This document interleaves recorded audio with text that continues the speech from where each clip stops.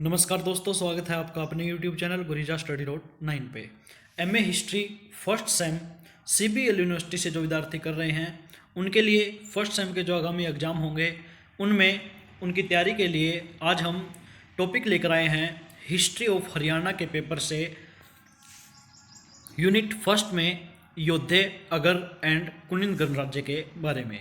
ठीक है, देखिए फर्स्ट यूनिट जो है इसमें पूछा गया है सोर्सेज, ठीक है, फिर है स्टोन एज कल्चर, पाषाण काल, हड़प्पन सिविलाइजेशन इन हरियाणा, हरियाणा में हड़प्पा सभ्यता, वैदिक कल्चर जो वैदिक संस्कृति थी, एंड इपिक एज महाभारत के बारे में, और रिपब्लिक स्टेट्स योद्धे अगर और कुनिंद गणराज्य।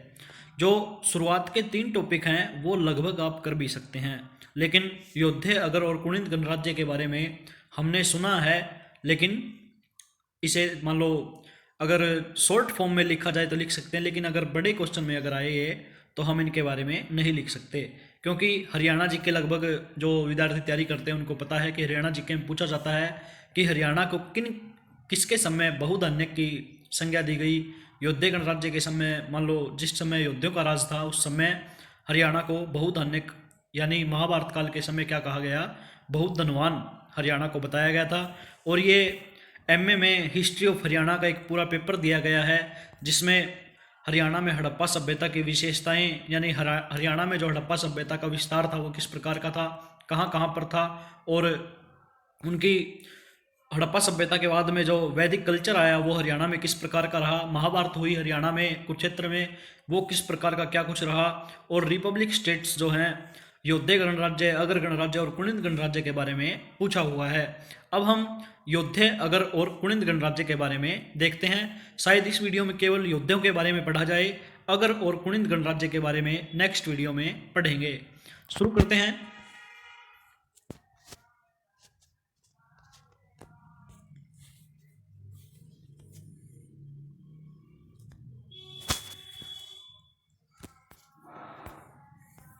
देखिए योद्धियों का अभ्युदय तथा पतन। ठीक है, आज हम योद्धे गणराज्य के बारे में समझेंगे, यानी योद्धियों का अभ्युदय किस प्रकार हुआ, यानी उद्भव किस प्रकार हुआ, और इनका शासन प्रबंध किस प्रकार का था, और योद्धे गणराज्य का पतन किस प्रकार हुआ। नेक्स्ट वीडियो में हम अगर गणराज्य, कुनिंद गणराज्य और अर्जुनायन गणराज्य के बारे में समझेंगे। ठीक है, योद्धे गणराज्य यानी चारों के बारे में अगर शॉर्ट फॉर्म में जाने, ठीक है, अब हम समझते हैं, मान लो कि चारों गणराज्य थे वो किस प्रकार अस्तित्व में आए और उनका किस प्रकार पतन हुआ। यानी लिखने में हमें बड़ा लिखना होगा तो इसके लिए हम कंप्लीट समझेंगे, लेकिन एक छोटी सी रूपरेखा के आधार पर अगर हम समझें तो देखिए, जिस समय मौर्य वंश था, ठीक है, चंद्रगुप्त मौर्य ने स्थापना की थी मौर्य वंश की लगभग 321 या 322 ईस्वी पूर्व के समय। ठीक है, चंद्रगुप्त मौर्य क्या था, एक शक्तिशाली शासक था, उसका पुत्र था बिंदुसार। ठीक है, और बिंदुसार के बाद कौन आया, अशोक महान। अशोक महान तक मौर्य वंश का जो शासन था वो बहुत अच्छे से चलता था। ठीक है, यानी ये शक्तिशाली शासक थे। लेकिन अशोक महान के बाद जब अशोक महान ने बौद्ध धर्म ग्रहण कर लिया, उसके बाद क्या हुआ, इन्होंने युद्ध लड़ने छोड़ दिए, और बाद में भी इसी के प्रभाव से ये क्या हुआ, मान लो जब कमजोर पड़ने लगा मौर्य वंश, तो इनके अधीन क्या थे, मौर्य वंश का जिस समय शासन था उसी समय इसी क्षेत्र में, यानी हरियाणा के क्षेत्र में वो मगध प्रशासन कर रहे थे। मगध कहाँ पे है, बिहार में, लेकिन अपने उत्तर भारत की तरफ यानी उत्तरी हरियाणा में, ठीक है, उत्तरी हरियाणा में किसका, जो छोटे छोटे गणराज्य थे जिसमें था योद्धे गणराज्य। ठीक है, उत्तरी हरियाणा में योद्धे गणराज्य, और हिसार की तरफ अगर गणराज्य, और दक्षिण हरियाणा की तरफ अर्जुनायन गणराज्य, और एक था कुनिंद गणराज्य। ये 4 गणराज्य विद्यमान थे, जिनमें मान लो टाइम में तो इनका गैप है। लेकिन ये गणराज्य जब मौर्य वंश के अंतिम, मान लो मौर्य वंश के जो शासक थे उनकी शक्ति कमजोर हुई, या मौर्य वंश के जो कमजोर शासक हुए, उस समय इन्होंने अपने आप को क्या किया, स्वतंत्र घोषित करने की कोशिश की इन गणराज्यों ने। ठीक है, लेकिन जब मौर्य वंश के पतन के बाद ये गणराज्य अपने आप को स्वतंत्र घोषित करने की कोशिश कर रहे थे, उसी समय कुषाण वंश की स्थापना भी होती है। ठीक है, कुषाण वंश जिसकी स्थापना की थी कुजुल कडफिसेस, और इस वंश का सबसे प्रतापी जो शासक था कौन, कनिष्क। इसने इनको स्वतंत्र नहीं होने दिया। ठीक है, इन गणराज्यों को स्वतंत्र नहीं होने दिया और अपने मान लो शासन के दायरे में इनको रखा। लेकिन कुषाण वंश के जो कमजोर शासक आए उस समय इन चारों गणराज्यों ने, कौन कौन से ने, योद्धे, अगर, कुणिंद और अर्जुनायन गणराज्य ने क्या किया, चारों ने मिलकर के कुषाण वंश के जो कमजोर शासक थे उनको अपने क्षेत्र से खदेड़ दिया। ठीक है, कुषाणों को किसने खदेड़ दिया? इन चारों गणराज्यों ने, और अपने आप को स्वतंत्र घोषित कर लिया। इन्होंने कई वर्षों तक शासन किया। ठीक है, शुरुआत में योद्धे गणराज्य ने शुरू किया शासन, और ये आपस में मान लो योद्धियों के अंदर कौन मिल गए? कुणिंद भी मिल गए, अगर भी मिल गए, और अर्जुनायन गणराज्य का भी विलय हो गया था योद्धे गणराज्य में। इसीलिए योद्धे गणराज्य को क्या कहा जाता है? योद्धाओं यानी शूरवीरों का गणराज्य। ठीक है, इन्होंने कुछ समय तक शासन किया, लेकिन गुप्त वंश की जब शुरुआत होती है, यानी गुप्त वंश की स्थापना होती है, इस शक्तिशाली वंश को भारत का स्वर्णिम काल भी माना जाता है, और इस वंश का सबसे शक्तिशाली जो शासक था वो था समुद्रगुप्त। ठीक है, समुद्रगुप्त जिसको भारत का नेपोलियन माना जाता है। ठीक है, समुद्रगुप्त जिसको भारत का नेपोलियन माना जाता है, और इसकी जब विजय वाहिनी यानी रथ यात्रा चली, विजय रथ यात्रा, उस समय ये चारों वंश चपेट में आ गए। ये फिर से क्या हुआ? इनकी स्वतंत्र जो सत्ता थी वो छिन गई और इनका पतन हो गया।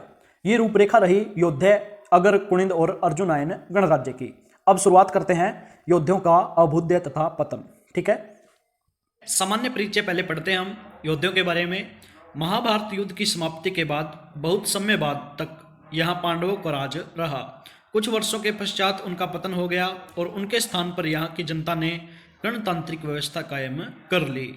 सिकंदर महान के हमले के समय वहाँ ऐसी ही व्यवस्था थी जिसकी पुष्टि एरियन नामक यूनानी इतिहासकार के कथन से होती है। ठीक है, संभवतः इसी गणतंत्रीय राज्य का नेता चंद्रगुप्त था, जिसने सिकंदर के आक्रमण के बाद अपनी स्थिति मजबूत कर ली। शायद नेपोलियन की कहानी जैसी ही कहानी यहाँ बन गई, और पराक्रमी चंद्रगुप्त गण नेता ने नेपोलियन की तरह राजतंत्रवादी नेता बन गया। उसने पंजाब को हथियाकर समस्त क्षेत्र को अपना निजी राज्य में परिवर्तित कर दिया। तदुपरांत वह पूर्व की ओर बढ़ा और सने सने यानी धीरे धीरे मगध तक जा पहुंचा। यहाँ उसने मगधपति नंद का विनाश किया और उसके विशाल राज्य का स्वामी बन गया। यह घटना कोई 324 ईस्वी पूर्व के आसपास की रही होगी। ठीक है, रही होगी नहीं, ये सच्चाई है कि जब सिकंदर महान आया उस समय 326 ईस्वी पूर्व की बातें हैं। ठीक है, 326 ईस्वी पूर्व में सिकंदर महान ने क्या किया था? मान लो जो विश्व विजय का अभियान चलाया था, और सिकंदर भारत की तरफ भी आया था, लेकिन वो वापस लौट गया था। ठीक है, इस टाइम 322 ईस्वी पूर्व में चंद्रगुप्त मौर्य ने नंद वंश का नाश करके क्या किया था? मौर्य वंश की स्थापना की थी।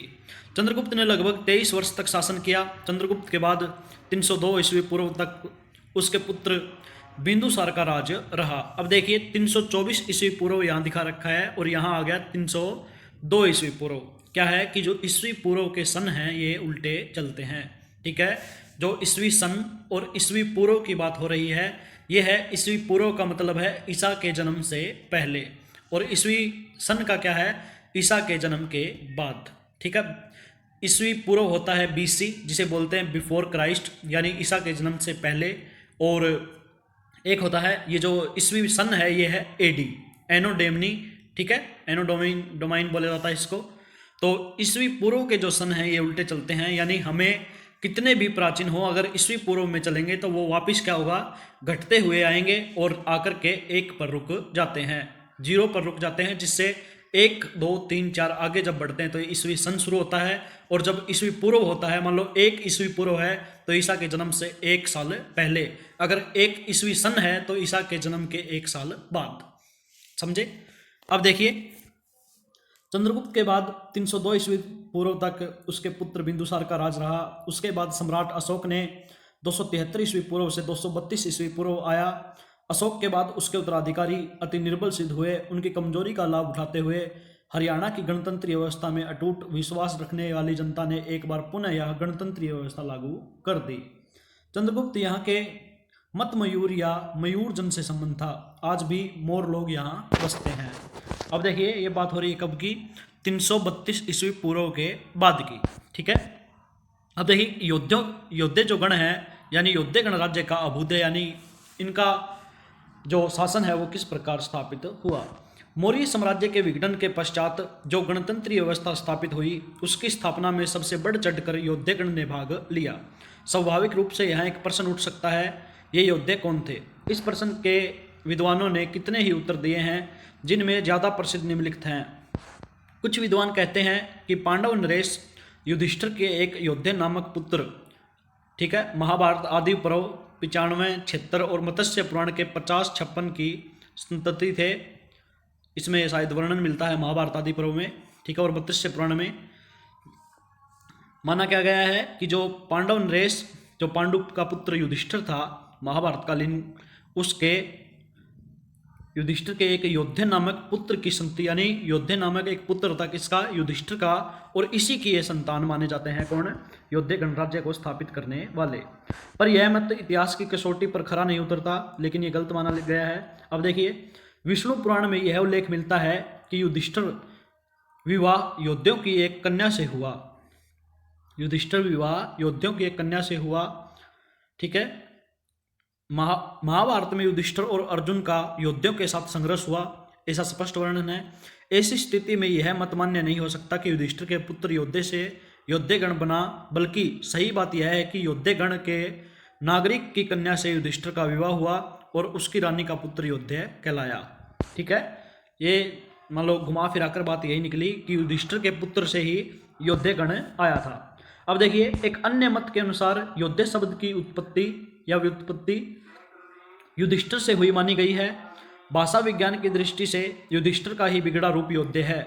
यह बिल्कुल बेबुनियाद बात है, जिसका खंडन ऊपर दिए गए संकेतों से स्पष्ट हो जाता है। अब देखिए, थर्ड, एक मत यह भी है कि राजा ययाति के पुत्र अणु के वंश में 11वां शासक योद्धे था और उसके इस गण का नामकरण हुआ। इस मत का कोई ठोस ऐतिहासिक आधार नहीं है। अणु के 11वें वंशज के समय या उसके बहुत वर्षों बाद के किसी भी ग्रंथ में योद्धियों का उल्लेख नहीं हुआ। चौथा कथन क्या है, अष्टाध्यायी के श्लोक युधाया अवत्यम योद्धे के आधार पर कुछ विद्वानों का कथन है कि युधा नाम की माता से उत्पन्न संतान योद्धे कहलाई, पर यह केवल व्याकरण की प्रक्रिया है या प्रक्रिया का उल्लेख है, यहाँ योद्धे गण से तात्पर्य नहीं है। हमारे विचार में युद्ध में रत रहने वाले सूरवीर योद्धाओं से ही योद्धे शब्द बना है।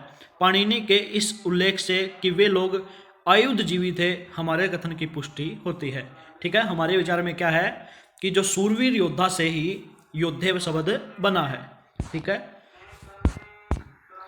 साधारण भाषा में देखें, ये आप कथन बता सकते हैं कि विद्वानों के ये मत हैं कि अष्टाध्यायी में ये लिखा गया है और ययाति के पुत्र अणु के वंश में 11वां वंश योद्धे था और योद्धे शब्द की उत्पत्ति युधिष्ठिर से ही मानी जाती है या युधिष्ठिर का पुत्र ही योद्धे था। ये सब कथन लिख कर के बाद में हम हमारे विचार लिखेंगे कि सूरवीर योद्धाओं से ही योद्धे शब्द बना है और इसी से जो योद्धे गणराज्य है वो योद्धाओं का माना गया होगा। अब देखिए, इसमें बताया गया है कि योद्धे शब्द कितना पुराना, इस गण विशेष के लिए योद्धे शब्द कब से प्रयुक्त होने लगा, इस विषय में कुछ भी कहना बड़ी मुश्किल बात है। आज हम केवल इतना ही कहने की स्थिति में हैं कि लगभग 5वीं शती ईस्वी पूर्व से योद्धे शब्द का उल्लेख मिलना प्रारंभ हो जाता है। पाणिनि ने जैसा कि ऊपर कह आए हैं इसका उल्लेख किया है, पतंजलि के महाभाष्य में भी इनकी चर्चा है। इसके अतिरिक्त महाभारत पुराण तथा अन्य प्राचीन साहित्यिक ग्रंथों में इसका प्रयोग मिलता है। कई शिलालेखों में भी योद्धियों का उल्लेख हुआ है। विशालतम गणराज्य, योद्धियों का राज्य प्राचीन भारत का सबसे बड़ा गणराज्य था। ऐसा लगभग सभी विद्वान मानते हैं कि इस विशाल गणराज्य का मुख्य केंद्र हरियाणा प्रदेश ही था, ठीक है।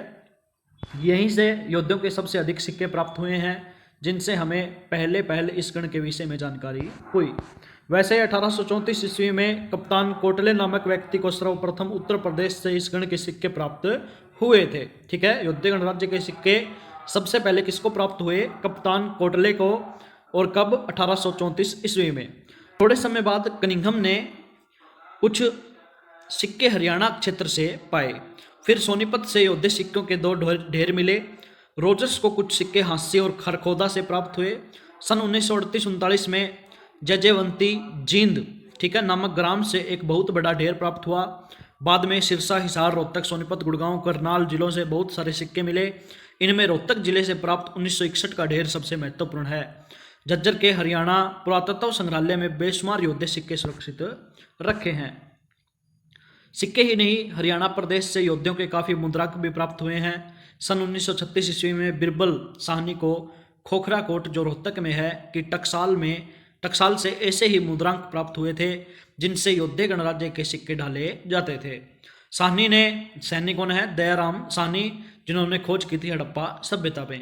ठीक है, साहनी ने अपनी पुस्तक द टेक्निक ऑफ कास्टिंग इक्वांस इन एशियंट इंडिया में योद्धियों की इस टकसाल से मिली सामग्री का बड़ी गंभीरता से अध्ययन करके कई चौंका देने वाली बात कही है।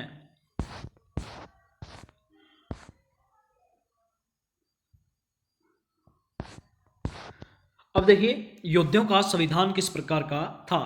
गणतंत्रीय प्रणाली। योद्धियों का राज्य एक गणतंत्रीय प्रणाली पर आधारित था। योद्धियों के सिक्कों पर गण शब्द की विद्यमानता से इस विषय में कोई भी शक नहीं रह जाता। संसद। आजकल की संसद की कोई चीज उनके यहाँ भी थी। संभवतः प्रत्येक ग्राम के एक और नगरों के कुछ अधिक प्रतिनिधियों द्वारा यह संसद बनती थी। सब सांसद मिलकर एक अधिनायक चुनते थे जिसे महाराजा कहा जाता था। विजयगढ़ लेख से जाहिर है कि महाराजा ही महासेनापति भी होता था। एक अन्य मुद्रांक लेख से यह दिलचस्प बात स्पष्ट हुई है कि महाराजा ही महाक्षत्रप भी होता था। इन तथ्यों से कुल मिलाकर यह पता चलता है कि महाराजा अत्यधिक शक्तिशाली पदाधिकारी होता था। उपलब्ध सामग्री के आधार पर यह कहना बड़ा कठिन है कि शक्तिशाली अधिकार कितने वर्षों के लिए चुना जाता था। अनुमान है कि वह तब तक अपने पद पर बना रह सकता था जब तक वह ठीक प्रकार से अपने कर्तव्यों का पालन कर सकता था या करता था। कुछ सिक्कों पर ब्राह्मणाय देव का उल्लेख भी कुछ भ्रम पैदा करता है। कुछ विद्वानों ने इस उल्लेख से यह निष्कर्ष निकाल लिया है कि योद्धियों के यहाँ धार्मिक शासन तंत्र था जिसको ब्राह्मण लोग चलाते थे और ब्राह्मणाय देव इसी शासन तंत्र का सरदार था। यह सब ब्राह्मणाय देव के गलत अर्थ के कारण हुआ है। वास्तव में ब्राह्मणाय देव शब्द, जैसा कि डॉक्टर काशी प्रसाद जायसवाल ने कहा, कि कार्तिकेय के लिए था जो कि योद्धे राष्ट्र का आराध्य देव था और जिनको उन्होंने अपना राष्ट्र समर्पित कर रखा था। प्राचीन भारत के अन्य गणों ने भी इसी प्रकार अपने सिक्के अपने आराध्य देवों को समर्पित कर रखे थे। अब देखिए, जैसा कि ऊपर कह चुके हैं कि प्रिकृतनाक नगर औरंगाबाद बामड़ा योद्धियों की राजधानी थी। यहीं से समस्त जनपद को प्रशासित किया जाता था। यहीं महाराजा महासेनापति रहता था और यहीं संसद का मुख्यालय था। अब देखिए प्रशासकीय बांट। अगर क्वेश्चन आए कि योद्धियों के शासन तंत्र पर टिप्पणी कीजिए या योद्धियों के शासन तंत्र पर एक विशेष नोट लिखिए, तो यही लिखा जाएगा कि उनका योद्धियों का शासन प्रबंध किस प्रकार का था। अब देखिए प्रशासकीय बांट। प्रशासन को ठीक तरह से चलाने के लिए कुछ अन्य प्रशासकीय डिवीजन भी थे। यह वर्तमान की कमिश्नरियों जैसे कोई व्यवस्था नहीं रही होगी। युद्धकालीन हरियाणा दो ऐसे डिवीजनों में बटा हुआ था, ऐसा कई विद्वानों का अनुमान है। इनमें से संभवतः एक डिवीजन का मुख्यालय रोहतक में था और दूसरे का सिरसा में। महाराजा द्वारा मनोनीत उच्च अधिकारी डिवीजनों की प्रशासकीय व्यवस्था चलाते थे।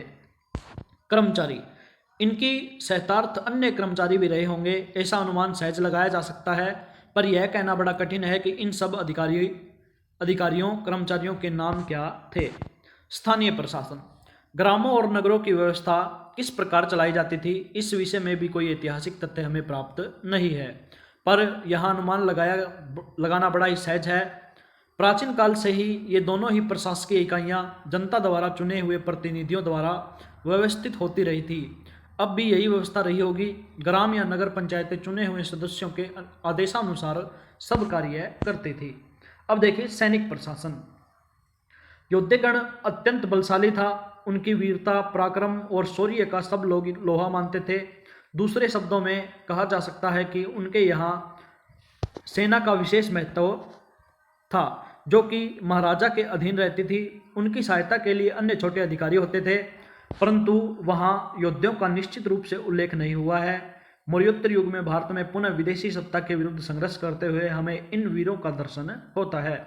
कनिष्क प्रथम ने उनकी शक्ति और प्रभुता का दमन कर बनारस तक विस्तृत साम्राज्य स्थापित किया था। इस प्रकार यद्यपि योद्धियों का प्रभाव हो गया था, परंतु उनके स्वातंत्र प्रेम को यह कुषाण सत्ता न दबा सकी।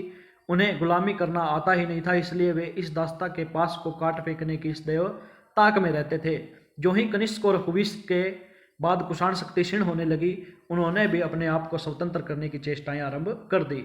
यानी कुषाण वंश का जो दमन किया था वो किसने किया था? योद्धियों ने। ठीक है, योद्धियों ने अपनी शक्ति से शत्रुओं को दहला रखा था, पर गुजरात के महाक्षत्रप रुद्रदमन ने 150 ईस्वी के आसपास के अपने एक अभिलेख में इनको हराने की बात कही है। वैसे इस लेख में रुद्रदमन मानता है कि योद्धे क्षत्रियों में वीर शिरोमणि थे, पर साथ ही वह उनको नष्ट करने की बात भी कहता था। क्या यह बात सही है? योद्धे तो 150 ईस्वी के बाद भी पूरी तरह बरकरार रहते हैं, नष्ट हुए ही नहीं। ऐसी स्थिति में हम रुद्रदमन के कथन को अतिशयोक्तिपूर्ण ही मानेंगे। संभव है कि गुजरात के इस शासक ने किसी योद्धे सैनिक टुकड़ी को कहीं अपने राज्य के आसपास हरा दिया हो, उसी विजय से उन्मत्त हो उसने अपने राज्य में यह शिलालेख खुदवाकर टंगवा दिया था। ऐसा समझना उचित ही है। ठीक है, अब हम देखते हैं कि योद्धियों का पतन किस प्रकार हुआ। ऐसा वीर गण का पतन कैसे हुआ, इस विषय में हमें कोई ठोस तथ्य उपलब्ध नहीं है। आज की स्थिति में हम केवल इतना ही कह सकते हैं कि 4वीं सदी के 3-4 दशकों तक योद्धे लोग सत्ता में बने रहे, पर उसके बाद गुप्त सम्राट चंद्रगुप्त जो 335 ईस्वी सन से 375 ईस्वी सन के पास रहे, के हाथों परास्त होकर अपनी स्वतंत्र सत्ता खो बैठे और गुप्त साम्राज्य में उनके राज्य का विलय हो गया होगा। ठीक है,